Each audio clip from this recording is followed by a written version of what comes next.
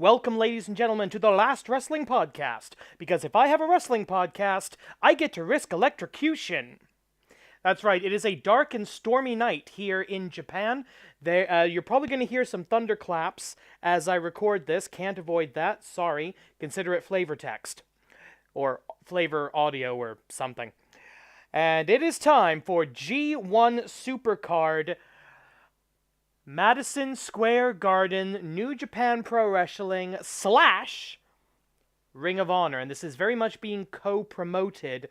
I do love the logo that I'm seeing on the screen right now. It's the ROH logo, but with the New Japan lion mark in the middle over the phrase G1 Supercard. I love it, I love it, I love it. What I don't love is that this is looking like a 5+ hour show, and we are already dealing with technical difficulties. In fact, I will now show you a summary. I might get copyright struck for this. What's the past tense of... Yeah, I think copyright struck or striked or something like that. I might get a copyright strike for this, but I'm now going to show you the first 10 seconds of the broadcast in their entirety without audio, but you will see the complete visual picture. 3, 2, 1.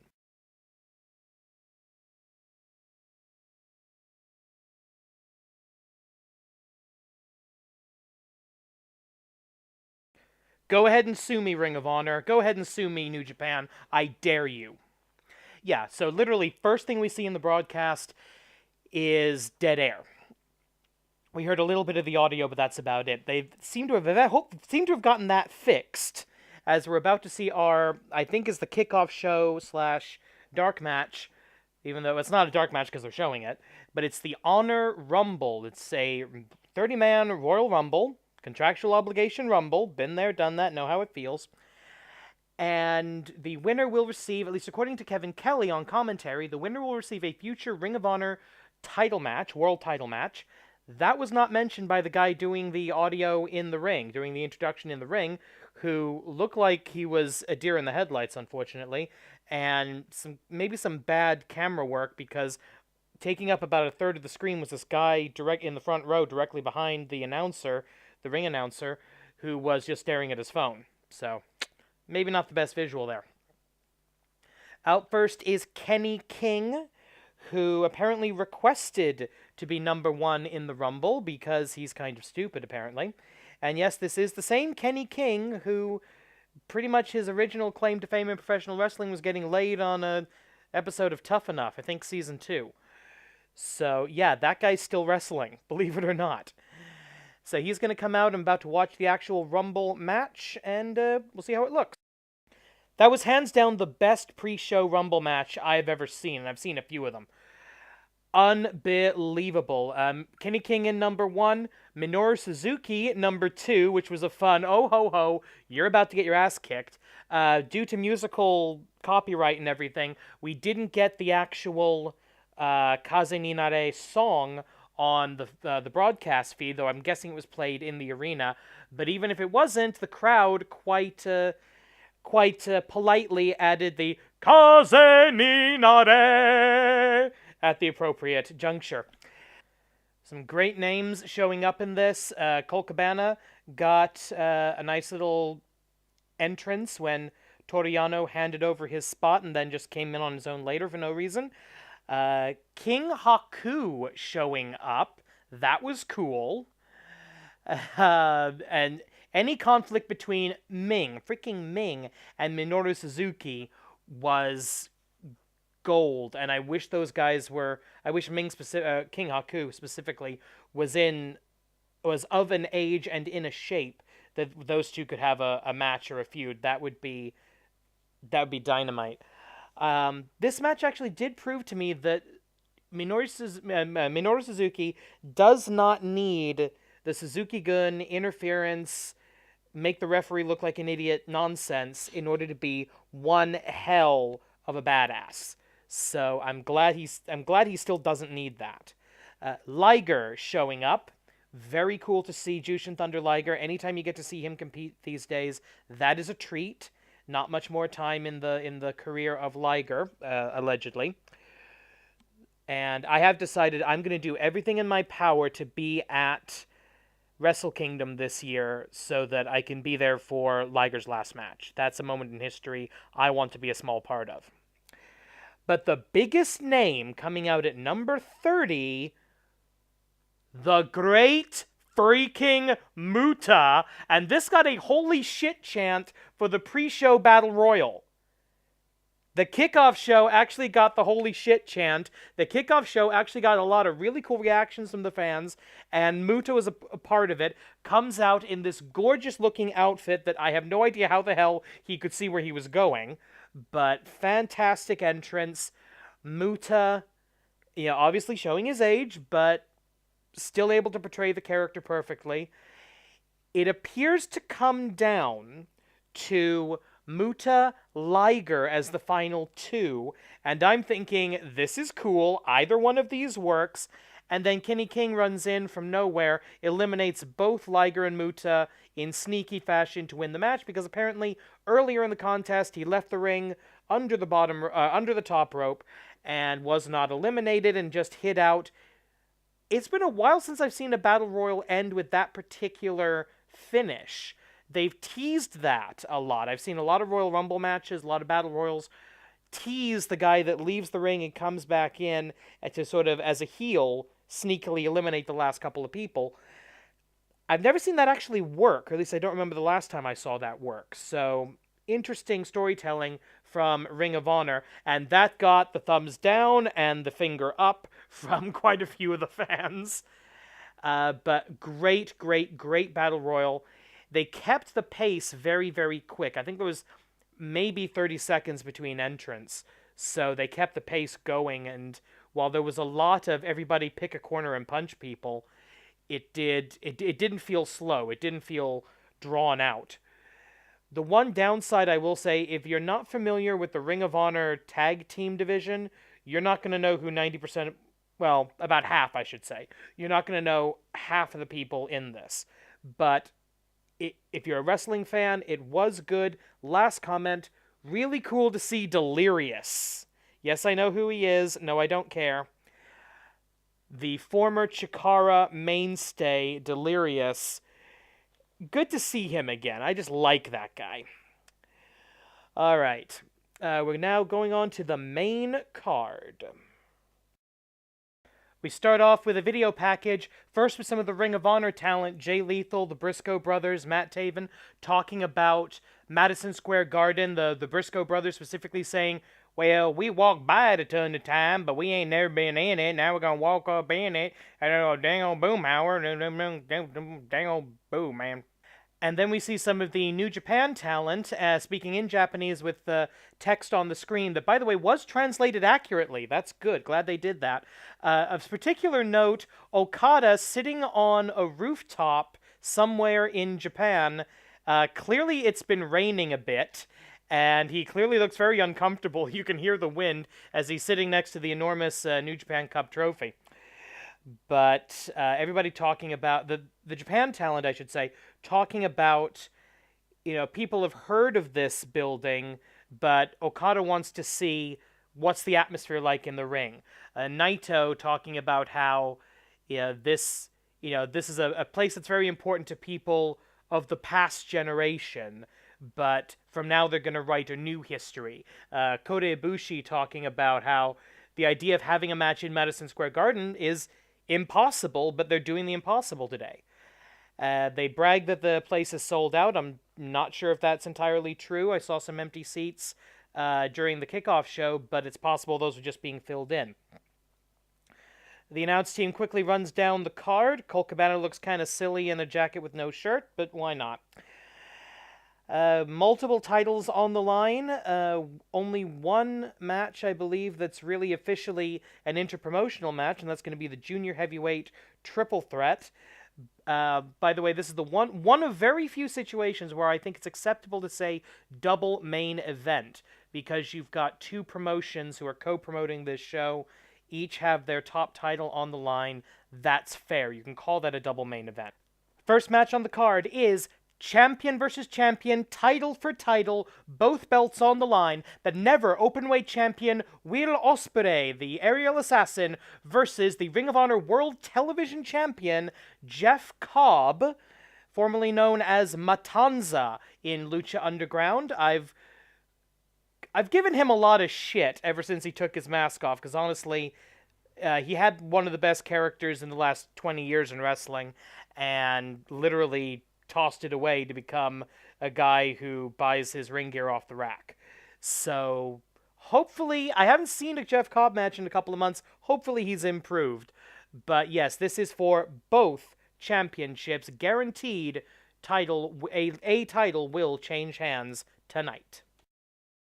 That was the best Jeff Cobb match I've ever seen. Fantastic job. Really played up the contrast of styles. I don't know if it's Jeff Cobb's up to his game or Ospreay got the best out of him, but fantastic opening match, high impact, exciting. One of the best false finishes I've seen in a very long time. Ospreay goes for the Os Cutter, misses it, gets thrown into the corner, rebounds, hits the Os Cutter on the rebound. I thought that was the 3. It was very, very close. The crowd chanting along, 1, 2, 3. They actually said 3. It was that close. In the end, however, Jeff Cobb victorious with an Avalanche Tour of the Islands, followed up by a traditional Tour of the Islands, to become double champion, ROH World Television Champion, and the first American citizen to be the never openweight champion. That's a relatively new title, but still, that's a significant thing.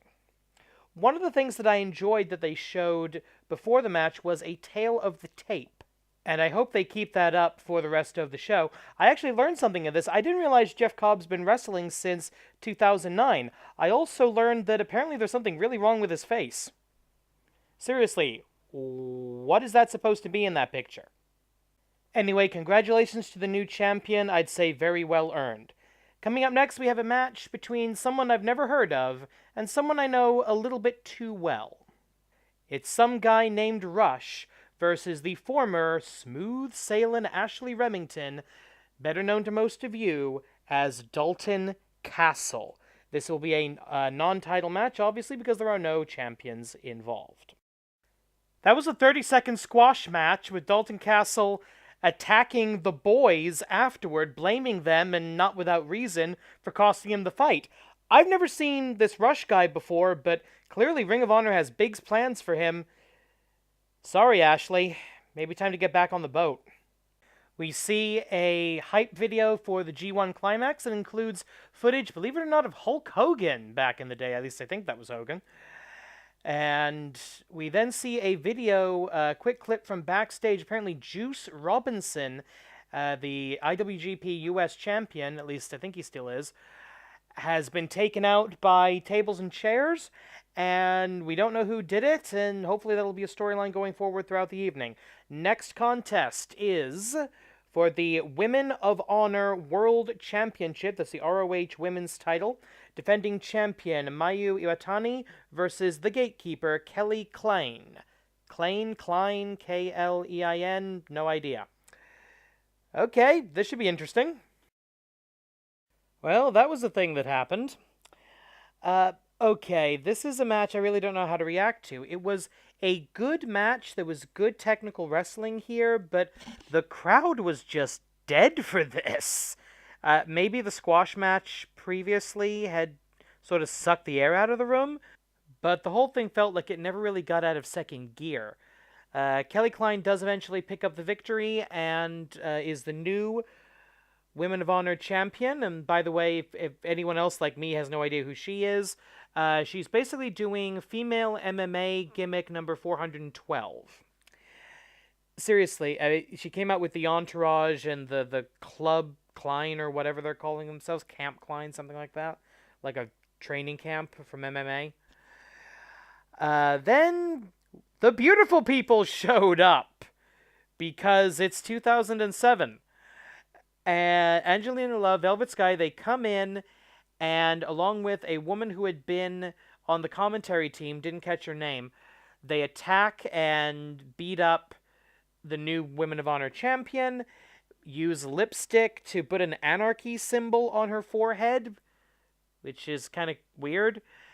And then they go up to the top of the ramp, and we find out this new trio, this women's stable, is known as Allure. So that's where the women's division is now. Moving on. We move to what was, I think, supposed to be a Juice Robinson match, but since he's unconscious in the back somewhere, after a couple of hype videos for the various streaming services, we have a concert. A concert at a wrestling match. This has never worked. If you want to have a live band do some of the ring entrances, that works. But if you want to stop the wrestling show to put on a concert, that never works. That has never worked ever in the history of professional wrestling. So hopefully this is going to be short and someone will interrupt and beat the hell out of this person. Well, the concert was mostly painless. This guy is actually kind of entertaining. But I just don't want this in my wrestling show. Fortunately, neither does Bully Ray, a.k.a. Bubba Ray Dudley, or FKA Bubba Ray Dudley, who comes out and basically stares this guy down until he shuts up, shoves the guy. The artist actually gets back up and gets in Bully Ray's face and suffers for it, gets a chain shot to the back. He's gone. Bully Ray takes credit for injuring Juice Robinson earlier, says that his open challenge to a New York street fight is still open, and who comes out? Flip Gordon, the guy from All In who couldn't get booked on the show, so he had to hide under a mask. Okay, cool. Seriously, though, these two have had a running rivalry. Flip Gordon coming back from an injury, apparently, that kind of sidelined that rivalry. This looks to be a fair fight with tables and Shinai involved, until two guys from Ring of Honor's tag team division, who I am not familiar with, jump into the ring, and it becomes a 3-on-1 beatdown. Then everybody gets distracted by a heartbeat monitor, and I'm thinking, wait a minute, is that like Taz or something? Is Taz going to show up here? That'd be cool. No, it was Juice Robinson and somebody else, a stable called Lifeblood, hence the heart rate monitor, which makes sense. And they decide, what the heck, let's make this 3-on-3. So it looks like we're going to have a trios hardcore garbage match, and I mean that literally because Juice Robinson has brought a dumpster full of weapons. I'm not going to like this, am I? Okay, so I didn't hate it. It was as good as this match could have been, I think. But, oh, wow. I'm sorry, I'm just not entertained by this stuff. The fact that there's a good chance these guys are going to really hurt themselves. The fact that when they're using when they're using the gimmicks, it's obvious what's a gimmick. The palette, for example. And why would you make Bully Ray, who's supposed to be this hated heel, why give him the babyface thing of shutting up the concert? I don't get that. One cool thing that was actually wasted potential, I think, there was a situation where all 6 men were in the ring together. Everybody had a kendo stick, a shinai, to use the correct term. And I was thinking, oh, cool, they're actually going to break out into a sword fight. This is going to end. No, it was just your standard pro wrestling kendo stick shots, just with a whole bunch of people in the ring. One of these days, I would love to go to a wrestling match and see a sword fight break out. That would be cool. But not tonight, unfortunately. The good guys pick up the victory after essentially giving Bully Ray a taste of his own medicine, up to and including stealing several classic Dudley spots. And that's pretty much it. Flip Gordon picking up the win. And watching Flip Gordon, this little guy from Ring of Honor, with his, standing on the second rope with the big screen behind him doing his music and his video, and in this crowd, it really drove home how big a deal this is for Ring of Honor in New Japan, in my opinion.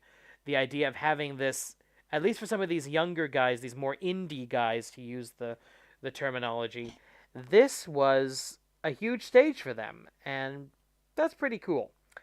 Coming up next, finally, we have another title match. IWGP Junior Heavyweight Championship Triple Threat Match, Bandito representing Ring of Honor, Dragon Lee representing CMLL, and IWGP Junior Heavyweight Champion Taiji Ishimori representing New Japan Pro Wrestling. And yes, he's still giving us Blue Steel. Holy crap, that was a fantastic match! Wow! Okay, if you like high-flying, high-impact, fast-paced wrestling, this is the match for you. Match of the night so far. Oh, giving me indigestion just thinking about it. That was the match of the night so far. Unbelievable. They started in top gear. This is, okay, calm. This is only the second Bandito match I have ever seen. The first one was the unfortunate trios match at the end of All In. And so this is the first chance I've had to see what Bandito can do. He is incredibly good. It's very difficult for someone with a full mask like that, where you can barely see his eyes, to emote, and he does very, very well. But this was a match about basically these two guys from Mexico realizing this is the biggest stage they've ever had and taking advantage of it. I believe this was the first match of the night to actually get a "This is awesome" chant. We had a "Holy shit" chant earlier in the evening, but this is the first "This is awesome," I think. And some incredible spots. So far, the call of the night, actually from Colt Cabana, after what I can only describe as a double avalanche fall-away slam. Colt Cabana just yelling at the top of his lungs, "That's not a real move!" And that was my reaction, was this is stuff I've genuinely never seen before. This was great. In the end, Dragon Lee takes down his knee pad, and knee strike to Ishimori to knock him out of the ring, and then manages to pin Bandito 1, 2, 3 to become the new and 84th IWGP Junior Heavyweight Champion. And in a show of respect that is relatively common in Lucha Libre, Bandito, the loser of the match, the man who took the fall, takes the title belt from Dragon Lee and puts it around Lee's waist. As an acknowledgement, you are the better man, you are the champion, congratulations, my worthy opponent. No sign of Ishimori after the bout. I imagine, because he did not actually get pinned, that he's going to get a rematch in the future, and that's pretty much my one critique of this match. The rules are freaking stupid. I think I've made my position on triple threat matches pretty clear. You shouldn't do them if it's one fall to a finish, especially with a title on the line. The idea that the champion can lose without being pinned, that's not a feature, that's a bug. If you're going to do these kind of three-way, four-way, whatever matches, do them as elimination rules. That's my only critique, but so far, hands down, the best match of the evening so far. But we're only about halfway through the show, because right now it's time for the next winner-take-all match. Championship versus championship, four-way survival. I believe that means elimination rules under Ring of Honor vernacular. We've got Evil and Sanada of Los Ingobernables de Japón versus the reigning IWGP Heavyweight Tag Team Champions, the Gorillas of Destiny, God, representing Bullet Club. We've got the Ring of Honor World Tag Team Champions, Villain Enterprises, and we've got Dem Boys. We've got the longest tenured tag team in Ring of Honor, as far as I know, the Briscoes. So this should be a complete clusterfuck. I don't think they're going to live up to the match I just saw, but who knows. Nobody's going to care about this match. There are exactly 4 things that anyone's going to talk about regarding this. 1, Gorillas of Destiny win the bout, and they are now the unified, well, not double, I should say, double champions, IWGP Heavyweight and Ring of Honor World Tag Team Champions. 2, Toru Yano has stolen the IWGP Heavyweight Tag Team title belts. 3, PCO is Frankenstein's monster, I think. And 4, and I was kind of going in reverse order here, I'm pretty sure Enzo Amore and Big Cass jumped the guardrail and got beaten down by quite a few people in response. Now, this was before a moron attacked Bret Hart at the Hall of Fame ceremony. And this was actually the one thing that I was spoiled about on this show before I started this live-ish review. I am not entirely sure. I'm pretty sure this was a work. I'm pretty sure for some reason Enzo and Cass are now in either Ring of Honor or New Japan, probably Ring of Honor. I don't see Enzo Amore getting over in Japan. I think Big Cass has potential as a giant gaijin. That's certainly enough of a trope over here. But I don't think Enzo Amore speaks, or Real One or whatever he's going by now. I don't think he speaks a word of Japanese, so I don't think he's going to get over in Japan. So I'm guessing this is a Ring of Honor thing. Now, they made a point of not showing these two on camera. There were some veiled references by Colt Cabana at commentary, but no names were used, nobody was seen, so it's possible this is Enzo Amore being an idiot again, like he was, I think, at that one episode of, I think, Raw, or Survivor, or pay-per-view, or somewhere, where he showed up in the crowd and started doing his catchphrases and got tossed out on his ass by security. I've got mixed feelings about Enzo and Cass. I think Big Cass, once he grows up, and I mean that mentally, not physically, has the potential to be a good big man heel. Enzo Amore, he is a legitimately great promo, but not worth the trouble that he comes with. So, but we do have unified tag team we have new double tag team champions. Keep saying unified. Coming up next, we've got a British Heavyweight Championship match with the ace of New Japan, Hiroshi Tanahashi, challenging incumbent champion Zack Sabre Jr. And this, I believe, is a Rev Pro title. So 3 companies having their belts defended on this show. That is, I think, pretty interesting. That's what I like about independent wrestling, is you can have these sort of multi-company supercard events. Okay, before we get to the actual match, I'm hearing chants of "fuck you, Enzo," as they seem to be holding on the title card for a very long time. So something might be about to happen. If it is, you're about to see a watch segment.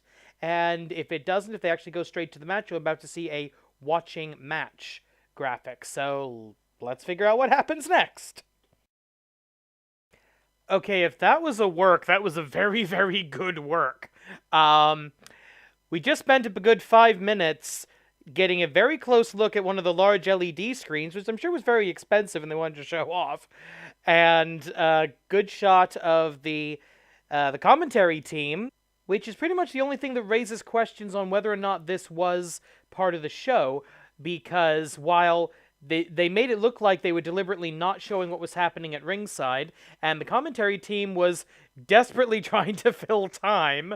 It got to the point that they were just saying, "Hey, Colt Cabana's here. He was in the New Japan Cup tournament. Let's talk about something other than what everybody's looking at." They kept showing behind the announcers. You could actually see a lot of what was going on at ringside. You could see Enzo. You could see Big Cass. I think it was Big Cass. He's kind of tall, and you can't teach that. A bunch of the wrestlers were out there. I'm pretty sure I saw Bully Ray come out at one point. So, if this had been a shoot, it wouldn't have taken them that long to get the guy out of there. So, honestly, jury's out. Good chance this was legit, that 2 idiots decided to try to make a name for themselves after the 15 minutes of fame were ended prematurely by their own hand. And it's possible that this is a sneaky way of reintroducing these guys into the independent wrestling world. But either way, we are now going to have a British Heavyweight Championship match. I really enjoy a Zack Sabre Jr. match. That guy is just so impressive. If you like wrestling, if you like submission wrestling, if you like technical wrestling, scientific wrestling, whatever you want to call it, Zack Sabre Jr. is one of the best in the world. Almost a Mike Quackenbush in his prime level of talent. And for me, that's saying a lot. Other than that, this was a fairly pedestrian match. They had, obviously, a bit of trouble getting the crowd back after the Enzo and Cass debacle.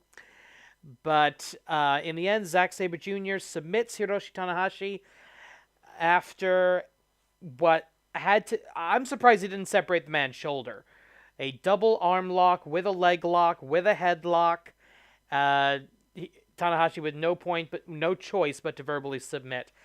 One fun note about this, I do like how they had mentioned that the outfit of Hiroshi Tanahashi is inspired by Kamen Rider. And actually the pose, the finger to the sky pose, comes directly from Kamen Rider Double. Kamen Rider Kabuto. The outfit comes a little more from Double, but it's still Tanahashi, a Japanese superhero fan, as I am, so fun to see that acknowledged. Okay, coming up next, we have a match that I think has the potential to be the match of the night.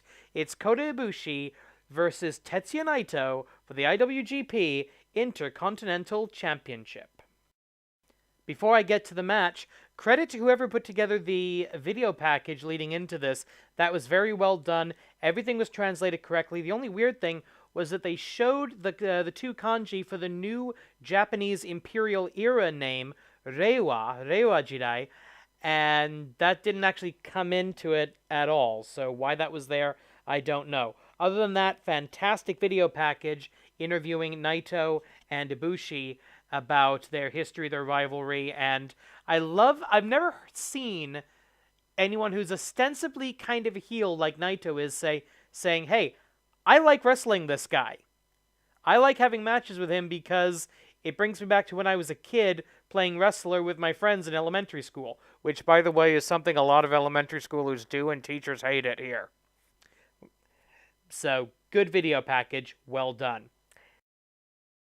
I'm genuinely not sure what to think of this match. I've been hearing rumors all weekend that this was the match of the weekend, and honestly, I don't agree. I don't think it quite lived up to that kind of hype. It was a very good match by two very good contrasting characters. Kota Ibushi, the classic, high-octane, high-impact, Genki, Gambare babyface, and Naito is a character that I don't think anyone quite understands who he is, except Naito himself. Naito, by all rights, by all cultural norms, should be the biggest heel in the world, and yet everywhere he goes, he gets cheered. Which is why I think it's a good thing that he lost. That's right, Kota Ibushi, your winner and the new IWGP Intercontinental Champion, which is good. I think the idea that Kota Ibushi, who's been the king of the freelancers for so many years, the fact that he now holds a championship in New Japan, that is a clue to the audience, I think, that he's sticking around, that he really did sign a long-term contract, he is going to be here, and the office has faith in him. As for Naito, I think the story of him disrespecting the IWGP IC title has come back to bite them in the backside. They've been telling the story that he wants to be the first person to ever hold both titles simultaneously, and he might do that if he gets a rematch with Ibushi and takes the belt back, but that story didn't seem to balance the scales on just how disrespectful Naito had been for so long. It was almost the core of his character that he did not give a damn about that belt, literally destroying it. And now all of a sudden he's at least somewhat respectful of it because he wants to be a double champion. Well, sorry, I don't think that ever really caught on. At least I certainly didn't buy it. So now this frees Naito up to go after the IWGP Heavyweight title. And I think now, if Okada wins the main event, or the New Japan half of the double main event, then Okada Naito, that is a money match. That is a match you can do something very good with. If Naito wants to go after Jay White, you can have sort of the battle of the bastards, the cheating championship match. But and that would actually help Naito play the babyface against the evil Gaijin. So I really think this is a good result because it means big potential for Naito. It's confirmation for Ibushi, very good. As for the match itself, it was exactly what you would expect out of these two guys. It wasn't anything more than that, and it wasn't anything less. It was as good as you expected it to be, which is very good, but I don't think it quite lived up to the hype both before or after the match itself. Although I have to admit, getting a "This is awesome" chant before you've even touched each other, that shows how good these characters are and how over these characters are. Up next, it's the Ring of Honor half of the double main event, a triple threat ladder match for the Ring of Honor World Championship. Now, I know who Jay Lethal is, I know who Marty Scurll is, I'm not really that familiar with Matt Taven, so hopefully we'll get a video package to sort of educate me on who this man is.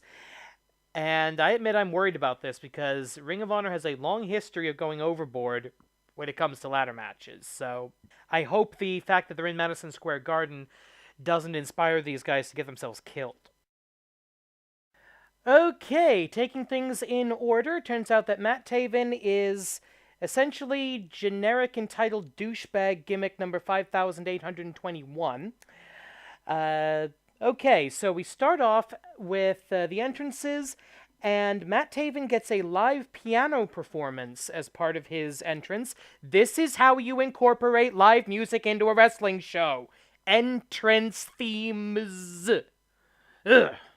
Anyway, one thing that I did like about this is that Jay Lethal actually came out with the Ring of Honor Championship belt and had to hand it over, and it was raised up above the ring. WWE does this a lot.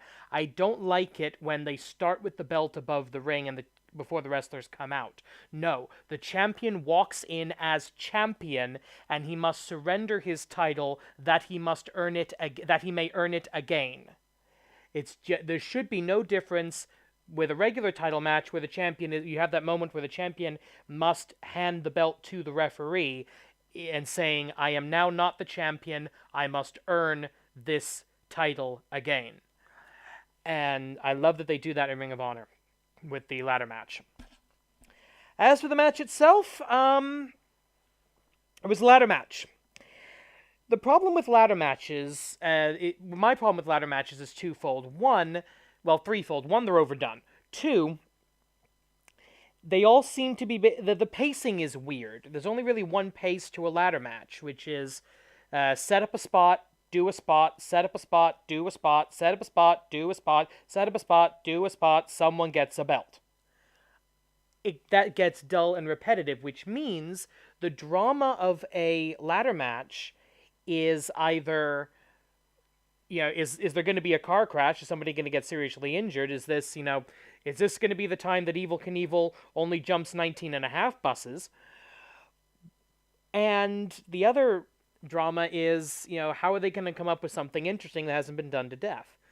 Well, they did in this one. Marty Scurll, the idea of Marty Scurll using the umbrella to make it easier and faster to reach the championship, that was good. I actually liked that. Matt Taven apparently snuck his own ladder into the ring, or under the ring somehow before the show. That was actually kind of called out on commentary. How do you do this with all these union guys hanging around? I don't know. But that actually highlighted a major problem in this match. Most of the ladders were too short to actually reach the belt. This is something WWE has done before, where they'd have like a dozen, 2 or 3 step really small ladders that could not accomplish the goal of the match. Why are those there? Why do you have ladders, even if they're just a little bit too short, why do you have ladders that aren't tall enough to reach the prize? I mean, obviously the non-kayfabe reason is because that way we can hit each other with them. But in storyline, I've always wondered, what is the point of that? Why do you have ladders that can't actually win the match? So there were a few big bumps. One possibly interesting note, there was a time where a couple of ladders were kind of wedged together in an X formation, and that wound up being thrown out of the ring, and I think hit a fan at ringside. And this started a chant of, "That's a lawsuit! That's a lawsuit!" And, yeah, here's the thing. It's New York. There probably are a few lawyers in the crowd. Especially at the ticket prices these guys are probably charging. Anyway. So, good match. Result, your winner and the new Ring of Honor World Champion is Matt Taven. Generic douchebag, number 5,000, whatever I said last time. So, yeah, not a brilliant ladder match, but it had a little bit of innovation, which these days is all you can ever expect from a ladder match. All right, coming up next, it's the main event of the evening, the other half of the double main event, the real main event. IWGP Heavy Kyoza Jay White the Switchblade New Era Nantaka versus the Rainmaker Okada Kazuchika, New Japan Cup Champion, IWGP Heavyweight Championship match. And looking at my video feed, we got about 50 minutes left on the card, so 50 minutes left in the show, so this could go pretty deep. Alright, I am looking forward to this. I'm a big Okada fan. I'm an Okada mark. Viva la Rainmaker. I'm hoping for a title change here. Mostly because I like the idea of Okada Naito again. Reiwa Shidai, Reiwa no Shin Champion, Okada Kazuchika! The first champion of the Reiwa era, the Rainmaker Okada Kazuchika, in the best match of the night, bar none, hands down. This was the best. I'm sorry, if you liked Ibushi Naito, that's fine. You're allowed to like what you like, but you're wrong. This was the match. This was the match. Oh my god, this was good. This was good. Okada had all of the challenges. Jay White was a main eventer. He was absolutely right where he belonged in this contest. He managed to make his way through kicking out of a Rainmaker. That doesn't happen. The finishing sequence at the end, where everybody's going for their finisher. The Blade Runner, it was Rainmaker attempt, backslide, Blade Runner attempt, backslide, Rainmaker attempt. Multiple lariats, but not the full Rainmaker. Okada hitting multiple clotheslines, multiple lariats, not getting the spin out, not getting that extra centrifugal force that makes the Rainmaker an unbeatable move. When he finally got that after a spinning tombstone into the Rainmaker, 1, 2, 3, new champion. They had all of the bells and whistles, all the story was told, Jay White going to every length he could think of to beat Okada, Okada outlasting Jay White from the previous experience at the Dome, well more than 15 minutes, over 30 minutes this match. They did the classic ghetto manager distracts, heel hits the low blow, getting a fuck you ghetto clap, clap, clap, clap, clap chant out of the crowd, and Okada finally doing it, beating Jay White. We have a new IWGP Heavyweight Champion, and for all this talk about the era of the Switchblade, no. The new era in the Japanese Imperial calendar starts on May the 1st. It will become the Reiwa era. Heisei kara Reiwa made. Reiwa ni narimasu. Reiwa jidai no saisho. IWGP Heavy Kyoza wa Okada Kazuchika.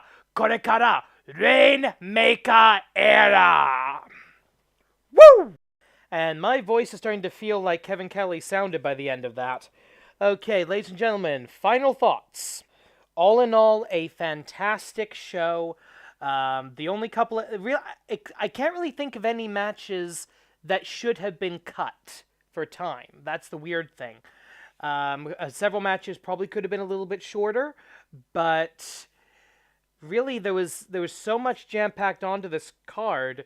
Really, the only thing I would have cut was the live concert and made the whole Bully Ray Open Challenge angle a little bit shorter. But other than that, um, it was a long show, but it was a well-packed show. I think they could have trimmed the fat a little bit more. There was a lot of times when they were sort of holding on the title, on the match cards, on the images that I used in this video. They were kind of holding on those a little longer than they should have. I think if it was a work, and I'm starting to believe it was, the Enzo and Cass thing went on longer than it should have, way longer than it should have. But other than that, this was a great show, great ending, lots of new champions crowned. The only thing I'm really going to say against it is, yes, we get it. You're in Madison Square Garden, world's most famous arena, blah, blah, blah, blah, blah, sacred ground, okay. We know. We figured that out the first 150 times you mentioned it. But, yeah, the only thing I can really find to criticize about this show is the length. 5 hours is too long for a wrestling show. 7 hours is too long for a wrestling show. Honestly, 4 hours is cutting it. Is pushing it. 3 hours, yes. 2 hours, certainly. Anything under that, obviously. In fact, I'm going to institute a new rule in this show. You lose half a letter grade for every hour you are over, 4. We'll say 4 hours. Every hour you're over 4 hours, you lose, let's say, a letter grade. So that means the G1 Supercard in Madison Square Garden gets a B. It would be an A if not for the length, and it would be an A+ if not for the untrimmed fat of some of the transitions.